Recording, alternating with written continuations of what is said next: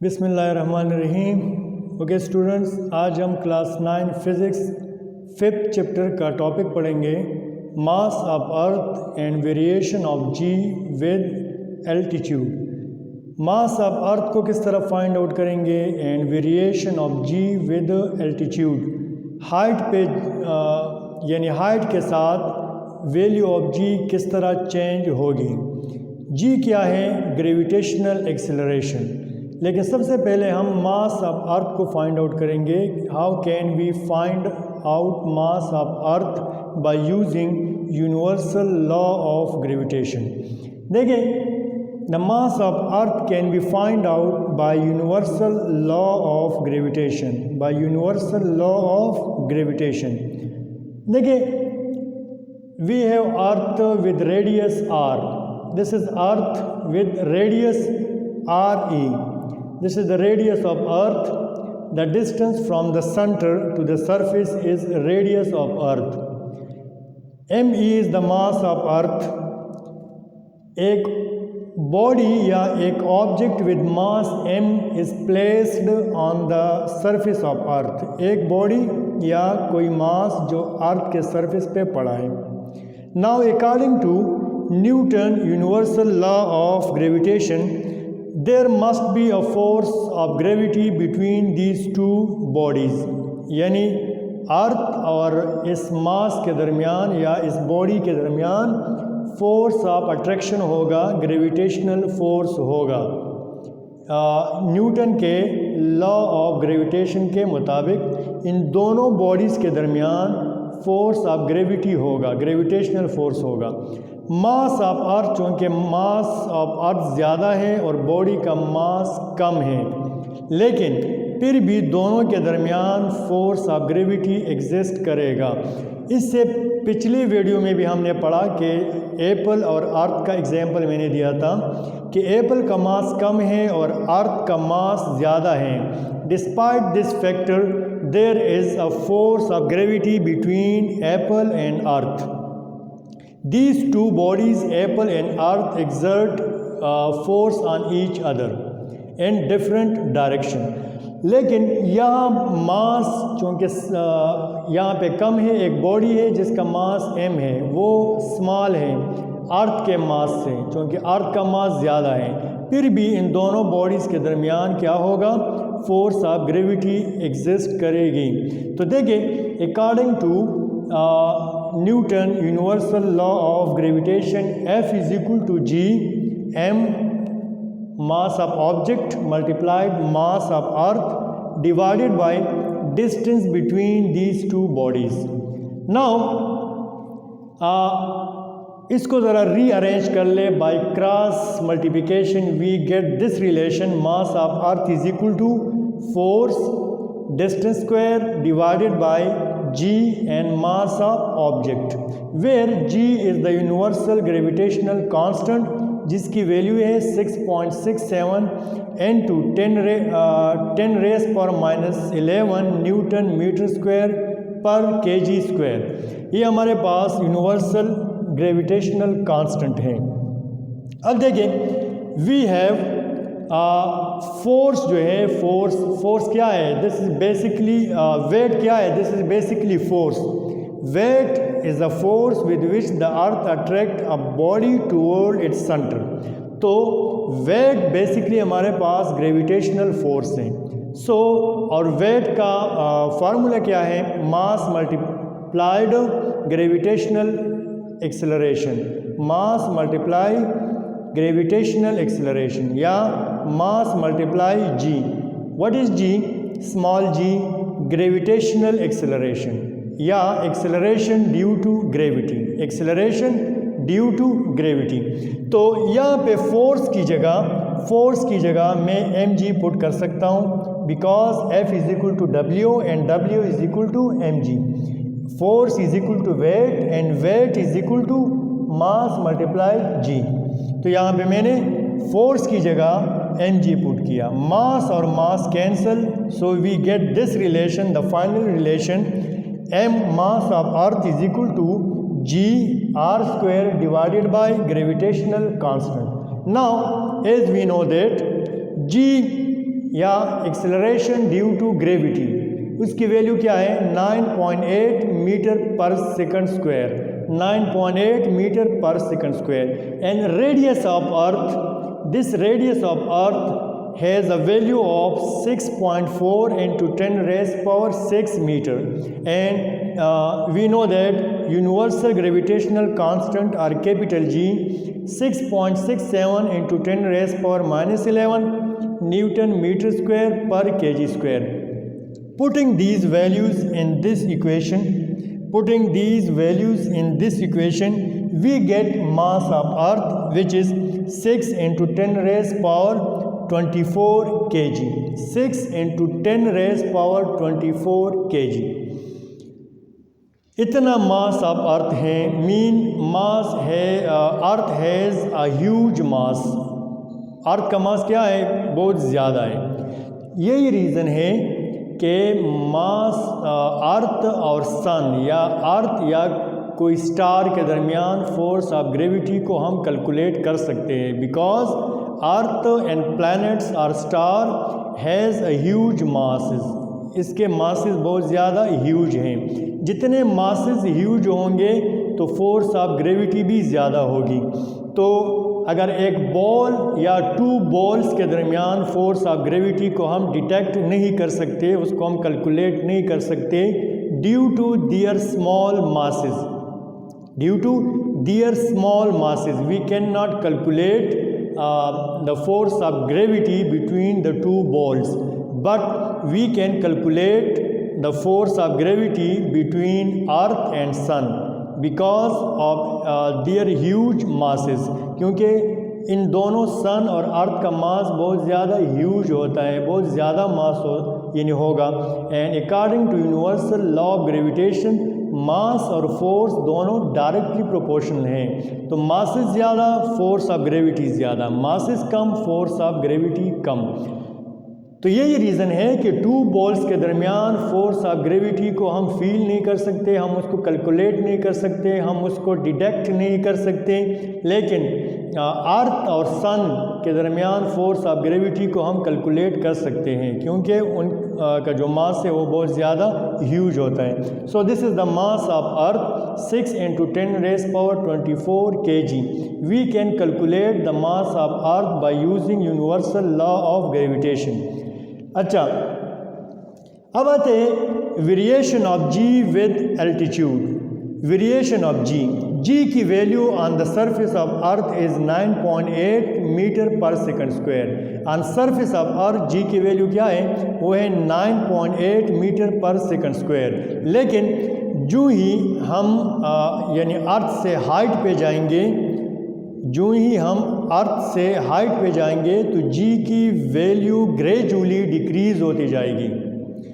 जी की वैल्यू या acceleration due to gravity, जिसकी value 9.8 metre per second square है ऑन द सरफेस ऑफ अर्थ, लेकिन हाइट के साथ जी की वैल्यू ग्रेजुअली डिक्रीज़ होती जाएगी और एक पॉइंट पे, एक हाइट पे जी की वैल्यू ज़ीरो होगी। एक हाइट पे जी की वैल्यू क्या हो जाएगी, ज़ीरो हो जाएगी या ऑलमोस्ट ज़ीरो होगी। तो देखिए, the value of g depends upon the distance from the centre of earth. The value of g depends upon the distance from the centre of earth, कि बॉडी का अर्थ के सरफेस से कितना डिस्टेंस है। जितना बॉडी का डिस्टेंस, किसी मास का डिस्टेंस, किसी ऑब्जेक्ट का distance from the centre of अर्थ, वो अगर हम इंक्रीज़ करते जाएं तो वैल्यू ऑफ जी डिक्रीज़ होती जाएगी। So in other words you can say that G is inversely proportional to distance. G is inversely proportional to distance. By increasing distance from the center of earth, the value of G will gradually decreases. The value of G will gradually decreases. So again, using universal law of gravitation, we can find out value of G at different altitude. Different height पे हम g की value को calculate कर सकते हैं by using universal law of gravitation.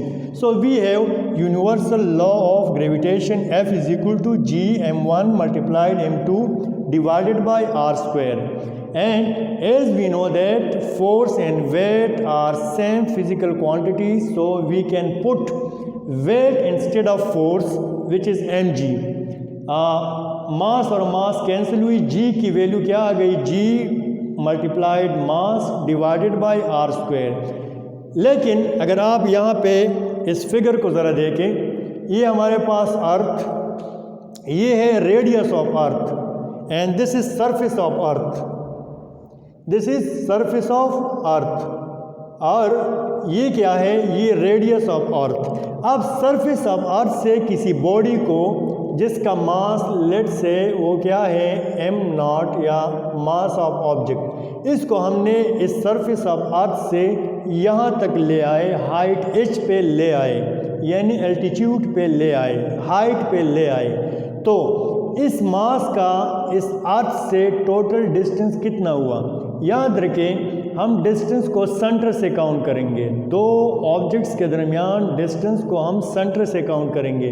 तो ये इस यानी ऑब्जेक्ट का सेंटर और ये इस अर्थ का सेंटर, तो इस मास का, इस बॉडी का डिस्टेंस फ्रॉम द अर्थ क्या होगा, radius plus height, radius plus height, radius of earth and plus height of object, ये होगा distance of object from the earth, distance of object from the earth, radius of earth plus height of object will be the distance of object from the centre of earth.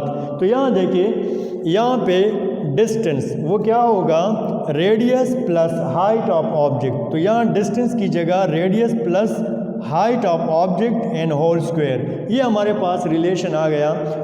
Through this formula, through this relation we can calculate value of g at different altitude, different altitude पे हम value of g को calculate कर सकते हैं, हम उसको count कर सकते हैं। तो देखें gh और g at height is equal to g multiplied m divided by radius of earth plus height of object from the surface of earth whole square, where g is the universal gravitational constant जिसकी fix value है 6.67 and to 10 raised power -11 Newton metre square पर kg square. अगर आप यहाँ पे इस figure को ज़रा देखें, value of g at different altitude, देखें ज़ीरो यानी किलोमीटर पे जब कोई बॉडी बिल्कुल ऑन सरफेस ऑफ अर्थ पड़ी हो, डिस्टेंस उसका ज़ीरो हो फ्रॉम द सेंटर ऑफ अर्थ, तो जी की वैल्यू क्या होगी, वो होगी 9.8 मीटर पर सेकंड स्क्वायर। अगर हम इस बॉडी को 8.8 किलोमीटर हाइट पे ले आए, 8.8 किलोमीटर हाइट पे ले जाए बॉडी को, तो फिर g की वैल्यू क्या होगी, g की वैल्यू वही होगी 9.8 मीटर पर सेकंड, यानी कम एल्टीट्यूड पे, कम हाइट पे from the surface of earth, come height पे g की वैल्यू सेम ही रहेगी, उसमें कोई वेरिएशन नहीं आएगी।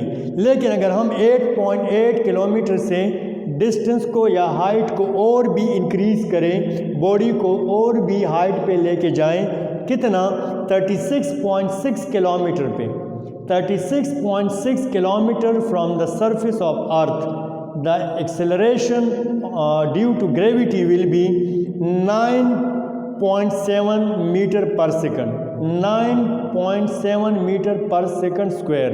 बहुत कम वेरिएशन g की वैल्यू में आई, 36.6 किलोमीटर हाइट पे भी g की वैल्यू में बहुत कम वेरिएशन आई, g की वैल्यू बहुत कम हुई, यानी 9.7 तक आ गई, 8 से 9.7 तक आ गई। अब अगर हम फर्दर बॉडी को हाइट पे लेके जाएं, कितना लेके जाए, 400 kilometre from the surface of अर्थ, तो इस ये हाइट पे या इस एल्टीट्यूड पे जी की वैल्यू क्या होगी, वो होगी 8.7 मीटर पर सेकंड स्क्वायर। 8.7 पर मीटर पर सेकंड स्क्वायर, यानी कंपैरेटिवली जी की वैल्यू में डिक्रीज़ आई, जी की वैल्यू में वेरिएशन थोड़ा ज़्यादा आया as compare to 36.7 kilometre height पे जो जी की वैल्यू थी, तो 400 किलोमीटर हाइट पे जी की वैल्यू में कंपैरेटिवली थोड़ी कमी आई।